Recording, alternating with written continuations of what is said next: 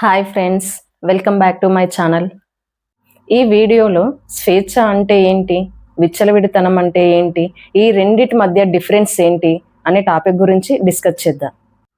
స్వేచ్ఛ, విచ్చలవిడితనం ఈ రెండు వేరు వేరు. స్వేచ్ఛ అంటే సంస్కరించబడిన మనసు, విచ్చలవిడితనం అంటే సంస్కార విహీనమైన మనస్సు అని మనం అర్థం చేసుకోవాలి. ప్రకృతిలో ఉన్న ఏ ప్రాణికి స్వేచ్ఛ అవసరం లేదు. ఎలా అంటే ఫర్ ఎగ్జాంపుల్ ఒక కుక్క అది ఎలా జీవించాలో దానికి ఎవ్వరూ చెప్పరు. అది ప్రకృతి పరంగా ఎలా జీవించాలో అలాగే జీవిస్తుంది.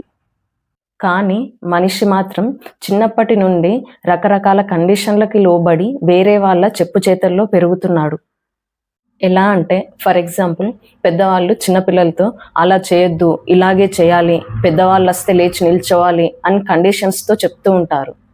కానీ పిల్లలకు వాళ్ళు ఎందుకు అలా చెప్తున్నారో అర్థం కాక వాళ్ళకి కోపం వస్తూ ఉంటుంది. ఇలా పెద్దవాళ్ళు చెప్పింది పిల్లలకి నిజంగా ఇష్టం ఉండదు, కానీ ఏదో అలా విన్నట్లు నటిస్తారు. ఎందుకంటే ఈ పిల్లలు పెద్దవాళ్ళ పైన డిపెండ్ అయి ఉన్నారు కాబట్టి. ఒకవేళ సడన్గా ఈ పెద్దవాళ్ళు మాయమైతే ఈ పిల్లలు ఏం చేస్తారో వాళ్ళకే తెలీదు. సో ఇలా స్వేచ్ఛ అనేది అణచివేయబడి సడన్గా ఆపేస్తే వాళ్ళ మనసు ఒక్కసారిగా ఫ్రీ అయిపోయి వాళ్ళ బాడీతో రకరకాల పనులు చేయిస్తుంది. అదే విచ్చలవిడితనం. అంటే ఇలా అన్కాన్షియస్గా దాని పరిణామాలు ఎలా ఉంటాయో అని కూడా ఆలోచించకుండా ప్రవర్తిస్తే దాన్ని విచ్చలవిడితనం అంటారు. ఈ విచ్చలవిడితనం అనేది ఎక్కువ కాలం ఉండదు. ఇది వ్యక్తి వ్యక్తికి మారుతూ ఉంటుంది. కానీ ఈ విచ్చలవిడితనం నుండే నీ మనస్సు అర్థం చేసుకోబడుతుంది. ఇలా విచ్చలవిడితనం అనుభవిస్తున్నప్పుడు ఒక సమయంలో ఇలా కాదు కదా నేను జీవించేది అని నీకు అనిపిస్తుంది. అప్పుడు నీకు నువ్వే ఎలా ఉండాలో తెలుసుకుంటావు. అలా స్వీయ నియంత్రణ ఏర్పడుతుంది. ఈ స్వీయ నియంత్రణనే మనం స్వేచ్ఛ అంటున్నాం. సో ఈ స్వేచ్ఛలో వేరే వాళ్ళు నీకు కండిషన్స్ పెట్టట్లే, నీకు నువ్వే అర్థం చేసుకుని కండిషన్స్ పెట్టుకుంటున్నావు.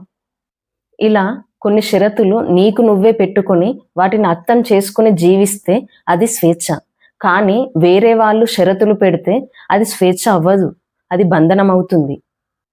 ఫర్ ఎగ్జాంపుల్ స్టూడెంట్స్ పేరెంట్స్తో ఇంట్లో కలిసి ఉన్నప్పుడు నువ్వు ప్రొద్దున్నే లేవు, బాగా చదువుకో, జంక్ ఫుడ్ తినకు అని కండిషన్స్ పెట్టినప్పుడు అవి వాళ్ళకు నచ్చకున్నా పాటిస్తూ ఉంటారు.